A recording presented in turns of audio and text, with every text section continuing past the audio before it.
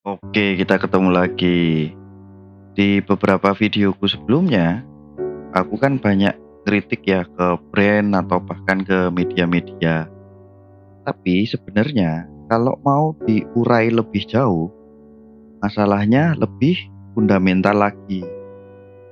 Masalah fundamentalnya ada di soal company culture yang toxic. Walaupun aku nggak suka istilah toxic ya, yang sering dipakai banyak orang. Karena ya kayak terlalu hiperboli saja gitu ya. Mungkin lebih pas kalau pakai istilah ya negatif, negatif aja gitu kan. Meskipun kultur-kultur negatif di pekerjaan itu seringnya disebut-sebut sebagai corporate culture. Ya, karena kan jadi ada istilah budak korporat gitu ya. Sebenarnya kultur-kultur negatif ini ya nggak cuma ada di korporat, tapi ya di banyak kantor kayak startup atau segala macam bentuk perusahaan juga. Kultur-kultur negatif ini ada. Di luar, ada satu istilah yang belakangan ini muncul dan populer di banyak kalangan para pekerja. Istilah itu adalah quiet quitting. Buat yang belum tahu, quiet quitting itu sebenarnya definisinya gampang, yaitu perilaku para pekerja yang udah nggak lagi semangat atau passionate dengan pekerjaannya. Misalnya, si kancil gitu ya namanya. Ya, kancil ini masih kerja, tapi ya kerja cuman sebatas ya biar nggak dipecat aja, atau cuman sebatas kerjain apa yang disuruh bosnya. Jadi ya udah males ngasih ide, udah males inisiatif, udah pesimis, apatis, ya, udah males sama semua hal yang berhubungan dengan pekerjaannya. Berapa pihak sebenarnya mengkategorikan orang-orang yang pesimis dan apatis itu jadi dua, yaitu quiet quitters atau loud quitters. Kalau yang quiet quitters itu ya mungkin masih belum segitunya menunjukkan ketidaksukaannya ke kantor atau bosnya. Sedangkan kalau yang loud quitters itu yang mungkin lebih frontal gitu ya.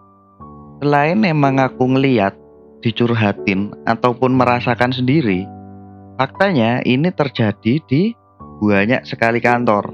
Gallup, salah satu perusahaan yang memang bergerak di bidang human resource atau human capital, pernah mengeluarkan satu hasil riset di tahun 2022 tentang berapa banyak pekerja yang sudah tidak lagi engage dengan pekerjaannya. Ya, alias sudah males, apatis, dan pesimis itu tadi. Hasil risetnya dari total sekitar 15.000 pekerja full-time ataupun part-time di Amerika Serikat, cuman 32% pekerja yang masih engage dengan pekerjaannya. Terus, bahkan ada 18% yang actively disengage atau yang disebut loud quitters itu tadi. Kalau dari angka tadi, berarti quiet quittersnya ada 50%. Sedangkan total pekerja yang udah males, pesimis, apatis ya, yang berarti total jumlah antara quiet quitters dan loud quitters itu sampai 68%. Itu tadi kalau angkanya dari para pekerja di US. Kalau kita ngomong hasil survei di skala global, angkanya malah lebih sedih lagi. Di skala global, dari survei perusahaan yang sama, pekerja yang masih aktif, engaging dengan pekerjaannya itu bahkan cuman 23%. Sedangkan 59% quiet quitting dan 18% loud quitting. Nanti tak taruh di deskripsi ya linknya kalau mau baca atau download reportnya. Itu tadi hasil risetnya. Buat teman-teman pekerja yang nonton video ini, ya silahkan dijawab sendiri. Ataupun ngelihat teman-temannya yang sesama pekerja. Kalau mau komen boleh banget. Tapi kalau nggak mau komen, ya setidaknya teman-teman bisa jujur dengan diri sendiri soal ini. Mungkin istilah yang dipakai bisa beda-beda. Ada yang pakai istilahnya jadi badut bosnya, ataupun yang istilah-istilah lain. Tapi intinya sebenarnya sama. Bagaimana kita, para pekerja, melihat pekerjaan kita yang sekarang. Apakah kita masih semangat dan passionate atau ya udah males-malesan? Ya karena kepaksa aja daripada nganggur dan nggak punya penghasilan. Kalau di salah satu video di IG apa TikTok gitu ya, aku lupa. Katanya kita kerja bukan karena betah, tapi karena butuh.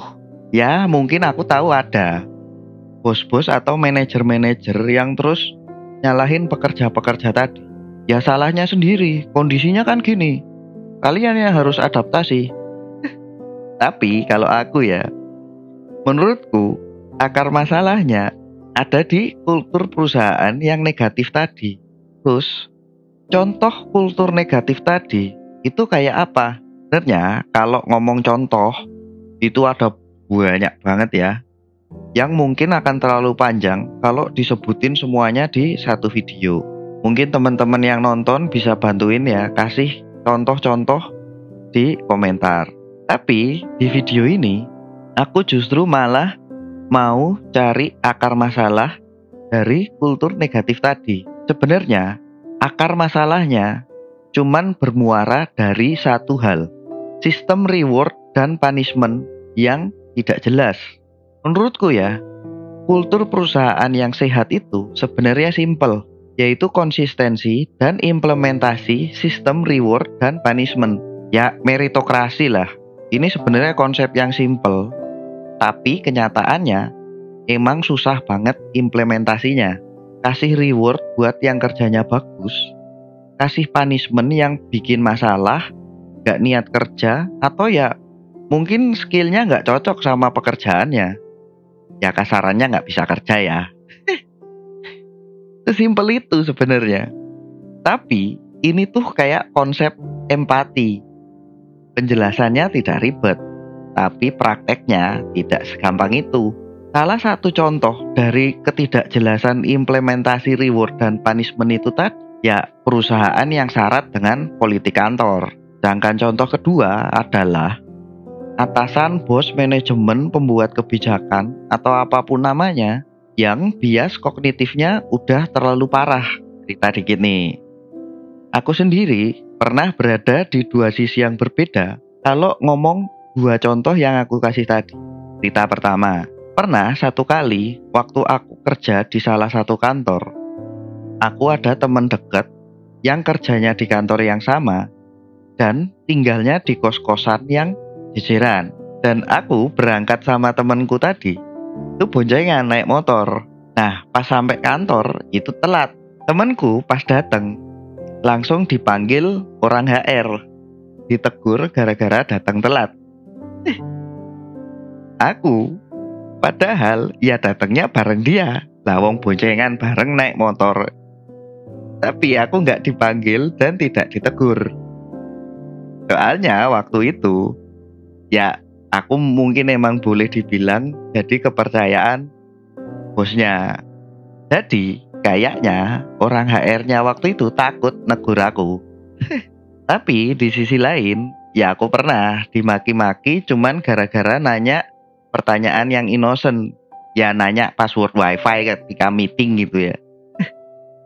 Ataupun diomel-omelin, padahal waktu itu metriknya lagi naik atau ya lagi bagus lah ya. Ya sampai sekarang aku juga nggak nemu jawaban masuk akal yang menjelaskan itu tadi. Selain ya mungkin emang udah nggak suka aja sama aku gitu kan. Jadi apapun yang aku tanyain dan lakuin ya pokoknya salah aja. Padahal sebenarnya kalau aku sih santai ya. Kalau emang udah nggak suka ya tinggal ngomong aja. Kamu resign aja ya, aku udah nggak suka. Atau kamu tidak sesuai ekspektasi atau lain sebagainya ya. Aku pasti akan resign bahkan tanpa perlu dimaki-maki. Ya itu tadi contoh ya. Terakhir nih, tujuanku bikin gini-gini dari kemarin yang ngeritik-ngeritik itu sebenarnya apa sih? Aku tahu kok kalau banyak orang itu memang tidak suka dikritik. Dan ya aku tahu juga risiko yang mungkin terjadi kayak apa. Selain itu, aku juga tahu kalau kemungkinan besar banyak hal negatif yang aku kritik dari kapan itu memang tidak akan berubah. Dunia tidak akan semestap sekarang kalau banyak hal-hal negatif itu mudah dibenahi. Tapi ya tujuan dan harapanku adalah siapa tahu dari segelintir orang-orang yang nonton video-videoku itu ternyata ada di posisi penting baik sekarang ataupun di masa depan yang bisa akhirnya membuat sistem yang lebih memanusiakan manusia atau kondisi kerja yang lebih menyenangkan buat orang-orang di sekitarnya. Gak harus masif juga sih skalanya. Sebatas bisa membuat tim atau rekan-rekan kerjanya seneng kerja bareng. Menurutku itu sudah sangat berarti buat masing-masing individu yang terlibat di sana. Ya wis, gitu aja kali ya. Sampai ketemu lagi di video selanjutnya. Dadah.